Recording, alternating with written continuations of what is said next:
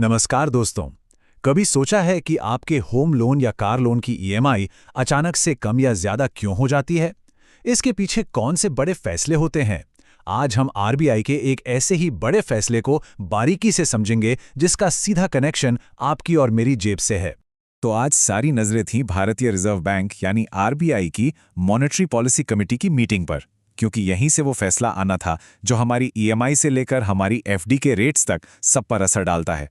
तो सबसे बड़ा सवाल जो सबके दिमाग में था वो ये कि आरबीआई ने इस बार रेपो रेट का क्या किया। चलिए पता लगाते हैं। और ये रहा वो बड़ा नंबर स्क्रीन पर 5.25%। यही है हमारा मौजूदा रेपो रेट। जी हां, बिल्कुल सही सुना। आरबीआई ने रेपो रेट को 5.25% पर ही बनाए रखने का फैसला किया है। मतलब ना कोई बढ़ोतरी ना कोई कटौती, एकदम जस का तस। इसके साथ ही आरबीआई ने अपना रुख न्यूट्रल रखा है। अब इसका सीधा सा मतलब यह है कि आरबीआई ने अपने सारे दरवाजे खुले रखे हैं। अगर आगे चलकर महंगाई काबू से बाहर हुई तो वो रेट्स बढ़ा सकते हैं, और अगर लगा कि इकोनॉमी को सहारे की जरूरत है तो रेट्स घटा भी सकते हैं। अच्छा, अब आप में से जो लोग सोच रहे हैं कि ये रेपो रेट आखिर है क्या भला, तो चलिए फटाफट समझ लेते हैं। एकदम सिंपल है। रेपो रेट वो इंटरेस्ट रेट है जिस पर आरबीआई देश के बाकी सभी बैंकों को पैसा उधार देता है। अब सोचिए, अगर बैंकों को आरबीआई से पैसा महंगा मिलेगा तो वो हमें यानी आपको और मुझे लोन भी महंगा देंगे, और अगर उन्हें सस्ता मिलेगा तो हमारे लोन भी सस्ते होंगे। इसीलिए ये छोटा सा नंबर इतना बड़ा असर डालता है। ठीक है, तो रेट में कोई बदलाव नहीं हुआ, ये तो समझ आ गया। लेकिन सवाल ये है कि आखिर आरबीआई ने यह फैसला लिया क्यों? देखिए, इतना बड़ा फैसला हवा में तो लिया नहीं जाता। इसके पीछे होते हैं ढेर सारे आंकड़े। इकोनॉमी की ग्रोथ कैसी चल रही है, महंगाई कहाँ जा रही है। तो चलिए इन्हीं नंबर्स की दुनिया में चलते हैं और पूरी कहानी समझते हैं। आरबीआई गवर्नर ने खुद कहा है कि इस वक्त पूरी दुनिया की अर्थव्यवस्था बहुत ही मुश्किल दौर से गुजर रही है। एक अनिश्चितता का माहौल है और इसका असर हर देश के भविष्य पर पड़ रहा है। तो आरबीआई को अपना फैसला इसी ग्लोबल माहौल को ध्यान में रखकर लेना था। लेकिन इन ग्लोबल टेंशन के बीच भारत के लिए एक जबरदस्त खबर है। आरबीआई का अनुमान है कि फाइनेंशियल ईयर 2026-27 में भारत की रियल जीडीपी ग्रोथ 6.9% की रफ्तार से बढ़ेगी। दोस्तों, ये एक बहुत ही मजबूत और पॉजिटिव आंकड़ा है। अब जरा इस टेबल को देखिए। यहाँ कहानी और भी इंटरेस्टिंग हो जाती है। ये सिर्फ एक साल का एवरेज नहीं है। आरबीआई का मानना है कि ग्रोथ की ये रफ्तार पूरे साल बनी रहेगी, बल्कि इस साल के आखिर तक और तेज हो जाएगी। आप देख सकते हैं कि पहले क्वार्टर में 6.8% से शुरू होकर आखिरी क्वार्टर तक ग्रोथ 7.2% तक पहुंचने का अनुमान है। मतलब इकोनॉमी का इंजन लगातार गति पकड़ता रहेगा। तो ग्रोथ की पिक्चर तो शानदार दिख रही है, पर सिक्के का दूसरा पहलू है महंगाई। चलिए उस फ्रंट पे देखते हैं क्या चल रहा है। आरबीआई का अनुमान है कि इस साल औसत महंगाई दर 4.6% के आसपास रहेगी। और इसमें सबसे अच्छी बात यह है कि जो महंगाई सीधे सीधे हम पर असर डालती है, यानी हेडलाइन इन्फ्लेशन, वो आरबीआई के 4% के टारगेट के काफी करीब आ गई है। ये वाकई में एक राहत की बात है।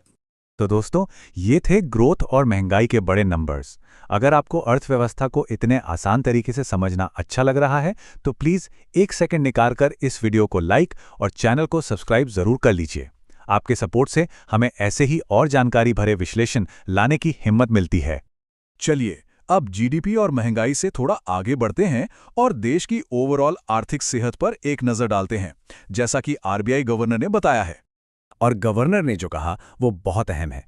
उन्होंने कहा कि आज भारतीय इकोनॉमी की नींव यानी उसका फाउंडेशन पहले से कहीं ज्यादा मजबूत है, और यही मजबूती हमें बाहर से आने वाले आर्थिक झटकों को झेलने की ताकत देती है। तो ये मजबूती आ कहां से रही है? कुछ इंडिकेटर्स देखते हैं। हमारा विदेशी मुद्रा भंडार मतलब फॉरेक्स रिजर्व्स 696.1 बिलियन डॉलर्स के शानदार लेवल पर है। हाँ, ग्लोबल सुस्ती के कारण एक्सपोर्ट्स में मामूली सी गिरावट है, लेकिन हमारा बैंकिंग सेक्टर, खासकर एनबीएफसीज, बहुत मजबूत स्थिति में है। अब आते हैं भारतीय रुपए पर। पिछले कुछ समय में डॉलर की मजबूती और दूसरे ग्लोबल फैक्टर्स की वजह से रुपए पर थोड़ा दबाव देखने को मिला है, और उसमें औसत से कुछ ज्यादा गिरावट आई है। लेकिन इसको लेकर आरबीआई की पॉलिसी क्या है? गवर्नर ने एकदम साफ कर दिया है कि आरबीआई का काम रुपए की कीमत को किसी एक लेवल पर फिक्स करना नहीं है। उनका काम बस इतना है कि बाजार में बहुत ज्यादा उठापटक ना हो जिससे घबराहट फैले। वो बस उस अस्थिरता को शांत करते हैं, बाकी कीमत बाजार ही तय करता है। तो ये तो हुई आरबीआई की बात और उनके आंकड़ों की कहानी, लेकिन जो मार्केट के बड़े बड़े दिग्गज हैं, जो इकोनॉमी के एक्सपर्ट्स हैं, उनका इस फैसले पर क्या कहना है, चलिए अब वो भी जान लेते हैं।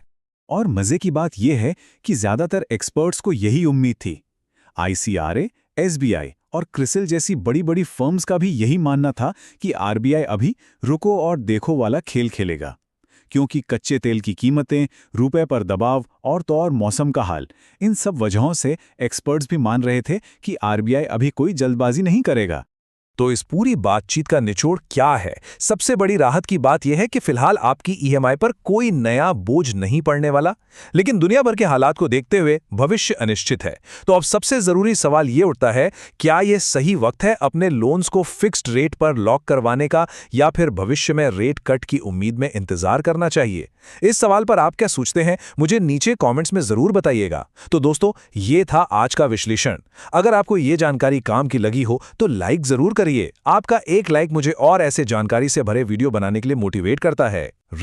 अगर कोई सवाल, सुझाव या राय हो तो कमेंट में जरूर लिखिए। इस वीडियो को उन लोगों के साथ शेयर करिए जो अपने पैसों को सही दिशा में लगाना चाहते हैं, और चैनल को सब्सक्राइब करना ना भूलें, क्योंकि यहां हम बात करते हैं स्मार्ट इन्वेस्टिंग और फाइनेंशियल जागरूकता की। देखने के लिए धन्यवाद। इस वीडियो में दी गई सारी जानकारी सिर्फ शैक्षिक उद्देश्यों के लिए है। मैं कोई सेबी पंजीकृत निवेश सलाहकार नहीं हूं। स्टॉक मार्केट और म्यूचुअल फंड निवेश बाजार के जोखिमों के अधीन होते हैं। किसी भी निवेश निर्णय से पहले अपनी रिसर्च करें या अपने वित्तीय सलाहकार से सलाह लें।